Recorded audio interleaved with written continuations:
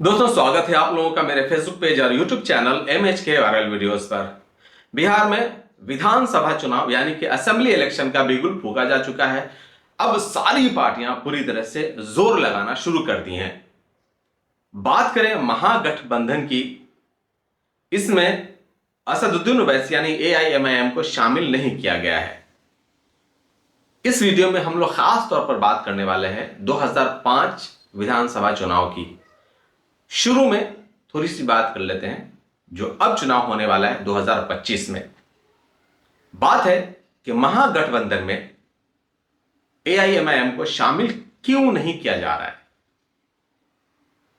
जो गलती 2005 में लालू प्रसाद ने की थी और तब से आज तक RJD उबर नहीं पाई, उसे जनादेश मिल नहीं पाया और अब तक न तो लालू प्रसाद यादव और न तेजस्वी प्रसाद यादव CM बन पाया। 2005 से अब तक लगातार CM कौन है? पलटी मार मार कर नीतीश कुमार, जिसे पलटू चाचा भी कहा जाता है। बात आती है कि आखिरकार महागठबंधन में असदुद्दीन ओवैसी की पार्टी को शामिल क्यों नहीं किया गया। सिर्फ बंदे ने 6 सीटें मांगी थी। कितनी? 6 सीटें मांगी थी महागठबंधन से, उसे वो भी नहीं दिया गया, हत्ता कि शामिल भी नहीं किया गया उसे गठबंधन में। तेजस्वी प्रसाद यादव, उन्हें मुख्यमंत्री बनना है। मुख्यमंत्री बनाया है कौन? मुसलमान। 14% वाले मुख्यमंत्री बनने का सपना देख रहे हैं और 2-3% वाले डिप्टी CM बनने का सपना देख रहे हैं। और जो 19% वाले हैं, शॉकिंग की बात है कि जगह भी नहीं है महागठबंधन में, उन्हें जगह भी नहीं है महागठबंधन में। मुसलमानों, यह आपको सोचना है, यह आपको सोचना है। 2 वजह हो सकती है जो मुझे लगता है पर्सनली। एक तो ये कि ये बंदा जाएगा कहां। अगर समीकरण कुछ इस तरह से बना कि 4, 5, 6 सीटें चाहिए महागठबंधन को मुख्यमंत्री बनाने के लिए, तो AIMIM उसे ही सपोर्ट करेगी। उसके पास कोई ऑप्शन नहीं है, ये माइंडसेट है। दूसरा कि आज इसे 6 दे देते हैं, अगर 6 में वो 5 निकाल ली या 4 भी निकाल ली तो कल वो 10 मांगेगी, फिर 15 मांगेगी। बिल्कुल मांगना भी जायज है। अगर आप 100 पे लड़के 10-15 सीट लेकर आ रहे हैं तो भाई जो 6 पे लड़ रहा है अब 5 निकाल रहा है या 6 का 6 भी निकाल ले रहा है, तो उससे 10, 15, 20 सीट क्यों नहीं मिलनी चाहिए। और यही डर है तेजस्वी प्रसाद यादव को कि अगर आज MIM 2025 में अगर सीट निकाल लेती है तो कल वो 10 का दावा करेगी, 15 का दावा करेगी। और दूसरा वही है कि उसका ऑप्शन नहीं है। अगर महागठबंधन का कोई मुख्यमंत्री बनता है तो सपोर्ट उससे ही करेगी। इनका माइंड सेट है।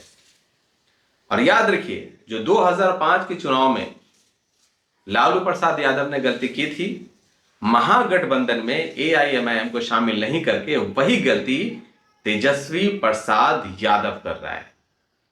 अब आते हैं 2005 के चुनाव पर। इस वीडियो का गौर से सुनिएगा और समझिएगा। 2005 के फरवरी में विधानसभा इलेक्शन यानी असेंबली इलेक्शन होता है और जनादेश जनता कुछ इस तरह से देती है कि किसी भी गठबंधन के पास बहुमत साबित नहीं होता है सरकार बनाने के लिए। 243 सीटों में 122 सीट लाना है सरकार बनाने के लिए। अब यहां जो जनादेश आता है वो अजीब तरह से आता है। होता क्या है कि यहां जो जनादेश आता है 2005 के असेंबली इलेक्शन में, फरवरी में जो होता है, याद रखिएगा 2005 में 2 इलेक्शन होता है। एक फरवरी में होता है, दूसरा अक्टूबर में होता है। जो फरवरी में इलेक्शन होता है उसका जनादेश कुछ इस तरह से आता है। आरजेडी यानी कि लालू प्रसाद यादव की पार्टी को 75 सीट आती है और कांग्रेस को सिर्फ 10 सीट आती है और दोनों को मिलाकर सिर्फ 85 सीटें बनती है। जो बड़ी बड़ी पार्टियां हैं उसकी बातें मैं कर रहा हूं। उसके बाद जेडीयू और भाजपा, जेडीयू को आता है 55 और भाजपा को आता है 37। इन दोनों को मिलाकर बनता है 92 और इस तरफ हो जाती है लोक जनशक्ति पार्टी रामविलास पासवान की, जिससे 29 सीट आती है। और यहीं पर गेम बन जाता है क्योंकि इन दोनों के पास आरजेडी कांग्रेस और जदयू भाजपा के पास बहुमत नहीं होता है सरकार बनाने के लिए, जब तक रामविलास पासवान इन दोनों में से किसी को भी सपोर्ट ना कर दे। अब रामविलास पासवान यहां पर एक प्रस्ताव रख देता है आरजेडी के सामने, कांग्रेस के सामने, कि आप मुसलमान को मुख्यमंत्री बनाओ, मैं आपको समर्थन करता हूं। बहुत बड़ा प्रस्ताव। वो वक्त था कि कोई मुसलमान मुख्यमंत्री बन सकता था और रामविलास पासवान लगातार इस बात पर अड़े रहे कि जब कोई मुसलमान मुख्यमंत्री बनेगा तभी मैं सपोर्ट करूंगा, वरना मैं नहीं करूंगा। और आखिरकार किसी भी मुसलमान को आरजेडी या कांग्रेस से मुख्यमंत्री नहीं बनाया गया, यहां तक कि अक्टूबर में दूसरा चुनाव हो गया। अब यहां पर रामविलास पासवान की बात करते हैं। यह बंदा इससे पहले बीजेपी के साथ था। 2002 में जो दंगा वगैरह होता है तो इसकी मांग होती है भाजपा से कि आप नरेंद्र मोदी के ऊपर कार्रवाई करो, और जब भाजपा कोई कार्रवाई नहीं करती तो यह बंदा भाजपा छोड़ देता है। और अब जो ये इलेक्शन लड़ता है बिहार में तो 29 सीट लेकर आता है। 29 सीट आप सोचिए। और मांग क्या होती है कि मुख्यमंत्री कोई मुसलमान बनेगा। भाजपा और जेडीयू की तो बात ही अलग कर दीजिए। ये जो प्रस्ताव खास तौर पर देखा जाए तो लालू प्रसाद यादव के लिए था, लेकिन लालू प्रसाद यादव इस बात को बंदा नहीं मानता है। यहां तक कि दूसरी दफा इलेक्शन होता है अक्टूबर में। रामविलास पासवान की बात की जाए तो इनकी सोच क्या रही होगी। एक तो ये कि मुसलमानों की नजर में अच्छा बनना, कि भाई ये बंदा है जो हम लोगों के लिए सोच रहा है, बोल रहा है मुसलमान मुख्यमंत्री बनना चाहिए, ताकि इस चुनाव के बाद जो मुसलमान आरजेडी को सपोर्ट कर रहे थे वो लोक जनशक्ति पार्टी को सपोर्ट करें। लेकिन मुसलमानों की तो बात ही निराली है, इनकी क्या बात की जाए। आखिरकार दूसरी दफा इलेक्शन होता है और उसका जो परिणाम, ये जो 7-8 महीने में दोबारा इलेक्शन हो जाता है अक्टूबर में, अजीब चौंकाने वाला परिणाम निकलता है। और अब होता है अक्टूबर में चुनाव। अक्टूबर में क्या होता है, अब फरवरी में आरजेडी को जहां 75 सीटें मिली थी, अब उसे सिर्फ अक्टूबर में मिलती हैं 54 सीट। अब जेडीयू को 55 सीटें मिली थी फरवरी में और अब उन्हें अक्टूबर में मिलती है 88 सीट।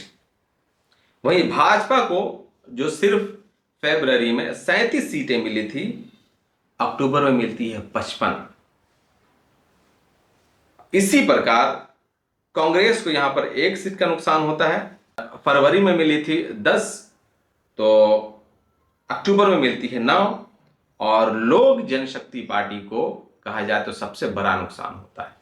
उन्हें जो लग रहा था कि मुसलमान मेरे साथ आएगा, मेरा सपोर्ट करेगा, यहां पर मुसलमान यूं कह ले कि उस आदमी के साथ, उस पार्टी के साथ नहीं खड़ा होता है जब उसे खड़ा होना चाहिए था।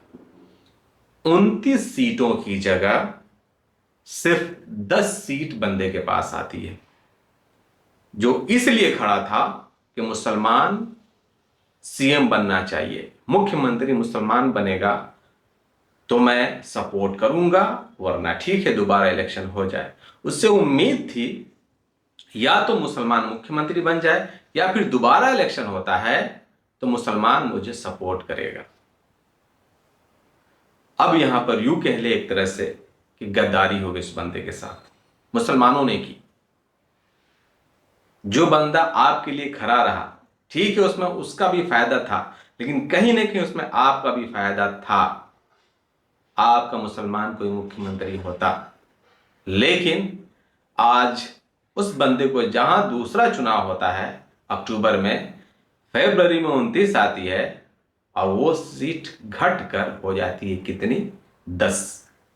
अब सोचिए, और फाइनली बहुमत साबित हो जाता है जेडीयू और भाजपा का, और सरकार बन जाती है। और तब से आज तक आप देखिए पूरी तरह से नीतीश कुमार पलटी मार मार कर किसी भी तरह करके बंदा सत्ता में बना हुआ है।